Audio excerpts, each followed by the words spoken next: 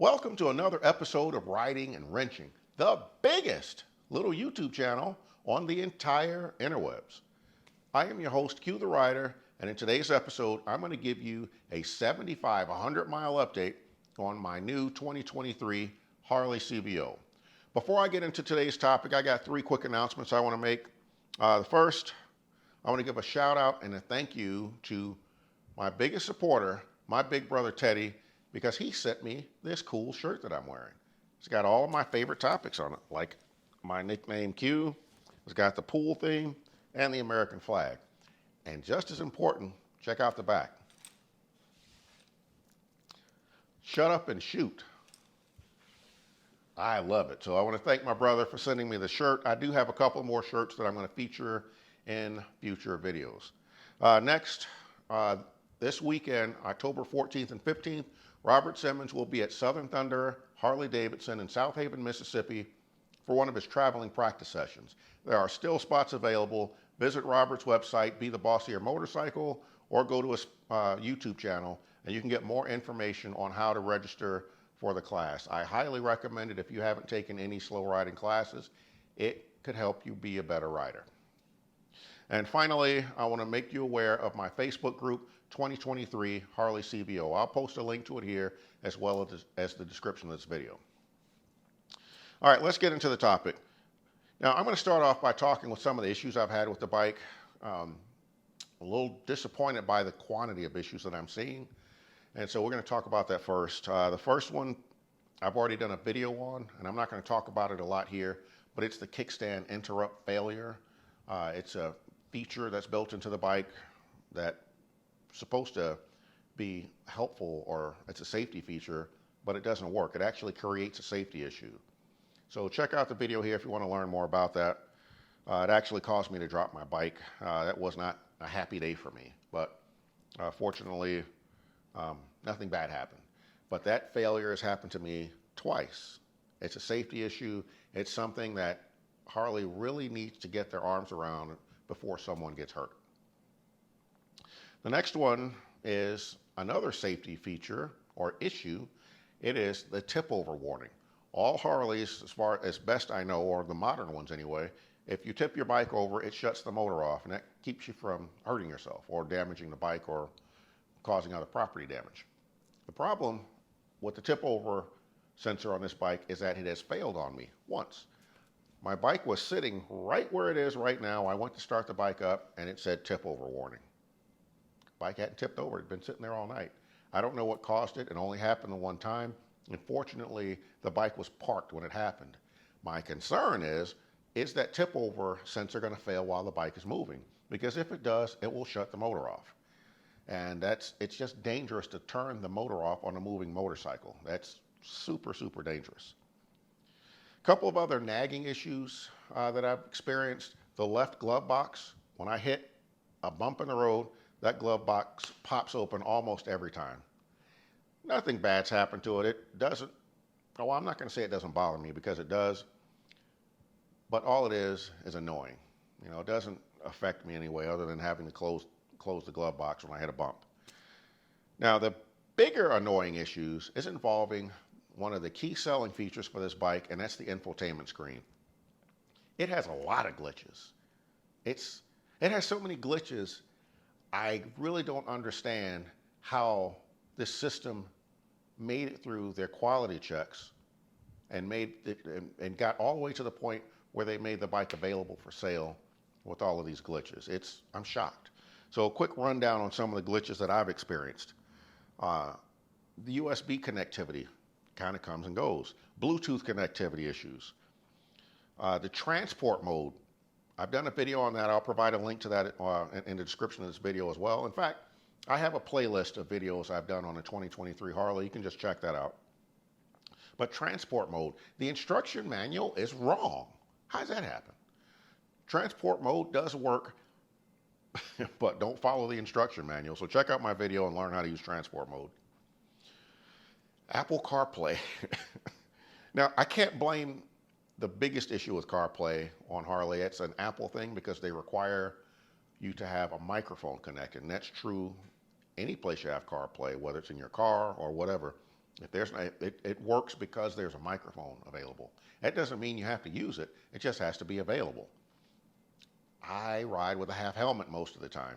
What good is a microphone to me? CarPlay is supposed to be there to make it a little bit safer for you, to have your nav up there and everything without having to engage with the phone. But it disables it because I don't use the microphone. It's kind of silly. But there's other glitches with CarPlay as well. Even if you're using the included Cena headset, it still doesn't work unless you follow a set pattern for turning the bike on. You have to wait and then connect things in a certain order. I mean, it's just way too temperamental. I don't have another car stereo, motorcycle stereo, where the CarPlay is that temperamental. So that issue is the fault of whoever designed the system for Harley. What else? I think I covered all of the glitches that I've experienced, but in our Facebook group, we are compiling a list of all of the glitches being experienced by a lot of owners, and compiling, or we're going to add to that some workarounds if there are any, and just discuss them so that you understand what the symptoms are and what you need to do about it. So definitely check out our Facebook group for that.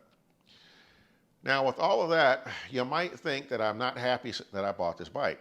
Well, that's not true. This is an amazing motorcycle. There's a lot of things that Harley knocked out of the park with this bike, starting with the motor. This 121 motor with variable valve timing is extraordinary. It gives you great power and great fuel economy. That's rare. You normally get one or the other, but with this bike, you get both. I've gotten up to 50 miles per gallon on this thing. It's incredible. Now, that's taking it easy on the throttle, but even if I'm hammering the throttle and riding hard, I still consistently get more than 40 miles a gallon. This bike is extraordinary. It beats the pants off of my other two Harleys. One that has the 107, one that has the 114. This is much, much more fuel efficient, and it's incredible, in addition to being more powerful. Now, I talked about the glitches with the sound, or with the infotainment screen, but the infotainment screen is actually pretty cool. It has a lot of great information on there. It's easy to use. It's easy to learn. I was really concerned about the difference in the hand controls compared to my old Harley, and was it going to be hard to learn how to use it? It took me no time to figure out that infotainment screen. They did a nice job designing it and laying it out and having all the menus in a very predictable fashion that's easy to use. Now, the sound system, I have talked about the sound system in prior videos. In fact, my first video about the bike, I complained about the sound system, said it wasn't loud enough. I was wrong. I've learned more about the sound system. I had an EQ setting that was not set correctly. I've corrected that, and it sounds amazing. Now, it could still be louder, but it's really good. At highway speeds, I can listen to audiobooks, podcasts, most types of music, and it sounds great. So I really don't have any complaints about the sound system, but I just would like for it to be a little bit louder. It has a garage door opener built into it. That's pretty freaking cool. What's nice, though, is that mine actually works. One of the glitches with the bikes, a lot of people are having problems getting into work. One person even said that there was some component that wasn't installed in the bike. The hell does that happen? How does that happen? I don't get it. But a lot of people are having issues with the garage door opener system. I guess I'm lucky. I've got no problems with mine.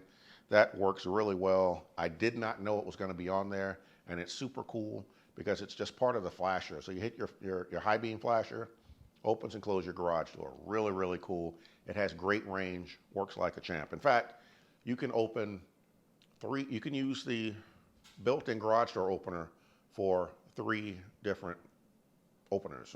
So if you got a security gate, maybe a 2-car garage, or maybe you have a 3-car garage, you can have your bike capable of opening all 3 of them. So it's really cool.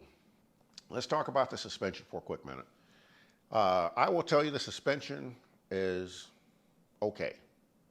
It's not bad. It's not great. It's okay.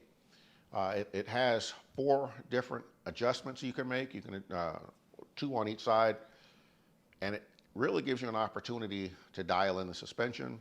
Unfortunately, though, the dealers don't tell you that when you pick the bike up, and that's unfortunate because a lot of people have ridden a bike off the dealer lot with no preload on the suspension, and you end up bottoming out on every little bump. Makes it uncomfortable. You adjust the suspension and it rides a lot better. However, I was actually hoping that we would get something similar to what is on the Indian Pursuit, where you can adjust the preload on the infotainment screen. To me, that's the ultimate setup. Or they could do what Wilbur's has done, which is have a self-adjusting suspension where you don't have to do anything. That's the suspension I have on my 18 Road Glide, and that thing is amazing. I'm hoping Wilbur's comes out with something for the CVOs or these new bikes, because if they do, sign me up, I'll take it. Now the upgrades that I've done to the bike, I don't have my Tourpack on here, but I do have a King Tourpack. I want to give a shout out to Matt from Harley Davidson for sending that to me. I'll have a video coming out on that at some point. It matches the bike great, it looks good, great quality. It's a phenomenal Tourpack, I love it, but I've decided to ride without it for a few days. I've taken it off. I've got Zero cup holders and foam mounts, and they came off my old bike. So if you have that accessory from your old bike, it will fit on this one. I've added saddlebag guards. Those also came off of my old bike. They fit well. Harley has made some saddlebag guards specifically for this bike because the saddlebag actually curves out a little bit. So I don't think these saddlebag guards will protect the bike if it were to roll all the way over onto its side. But I'm not going to let that happen, I hope. But I've also added motorcycle drop guards to it. And I've done a couple of videos talking about the drop guards, and just check the channel. I'll post a link to that here if you want to see those videos. But it's a great product. It's a great thing to add to your bike. Now I also have purchased a set of handlebars. I haven't installed them yet because the handlebars on this bike are actually very comfortable. There's a difference between the Road Glide CVO and the Street Glide CVO. The Road Glide CVO has great bars, the Street Glide CVO not so much, and they're just comfortable as they are. I don't feel pressured to hurry up and change the bars because they're comfortable as is. Now another minor gripe that I have about the bike is the location of the horn. Now I've done 2 oil changes on this bike so far, and the horn kind of blocks you from using the oil filter funnel. It just doesn't fit in there as well. And the little hose that comes off the end of it, forget about it. So I don't know what Harley's going to do. Maybe they'll make a different funnel. I might try to relocate the horn if that's possible, because it's really in the way. That's a horrible place for it. I think I know why they did it, because it basically points the horn towards the ground, and it disperses the sound a little bit better as opposed to being just on the left side of the bike. It's just in a poor location. I'm also going to replace the speakers on here. I've got 5x7, the stock 5x7 speakers in the saddlebags. I'd like to have 6x9s there, so that's an upgrade that's coming. And we'll also add some other lights to the bike. In fact, talking about the lights, the headlights on this thing are phenomenal. Really, really like them. I'm going to do a comparison video between these headlights, the headlights, and my Custom Dynamics headlights on my 18 Road Glide, as well as the lights on my new motorcycle, which is yet to be disclosed, which still has stock headlights on it. So we'll do a comparison between all three so that you can see how good these new headlights are. So that's all I have. Again, all in all, it's a great bike. I really like it. I have no regrets on buying it. I did expect to experience some issues with a brand new model that's coming out. I did not expect to have as many issues as there have been. And I also expected, I really expected Harley to jump all over this kickstand issue when I brought it up. But as best I know, it's still out there. There is a couple of service campaigns that are out on the bike. Maybe those address the kickstand issue. I don't know. I haven't had them done yet. So I'll talk about that a little bit more after I get those service plan, or what do you call it? I think one is actually a recall, but the other one is just a technical service bulletin. Once I get those 2 things taken care of, I'll report back and let you know how my list of gripes is gone. But the bottom line, I think Harley could have done a much better job on their new flagship motorcycle by making sure that by the time it's ready for sale, it's actually ready for sale. Some of the glitches that are on this bike are, in my opinion, unacceptable, and there's far too many of them. And Harley's not doing themselves any favors by pushing this bike out before it was ready. It wasn't ready, in my opinion. Now, it wouldn't have taken much to fix it, I don't think. But even if it was going to take a while, preserve and protect your reputation instead of putting out a half-baked motorcycle, because that's basically what we have, a motorcycle with a lot of glitches. Again, I have no regrets in buying it. I love this motorcycle. It's a blast to drive, but Harley needs to step up their game before they put a new motorcycle out like this. This is Q. I'm riding, I'm wrenching, I am out. Q's the man to beat. Obviously, I can't beat him. Q's the man to beat. Obviously, I can't beat him. Q's the man to beat. Obviously, I can't beat him.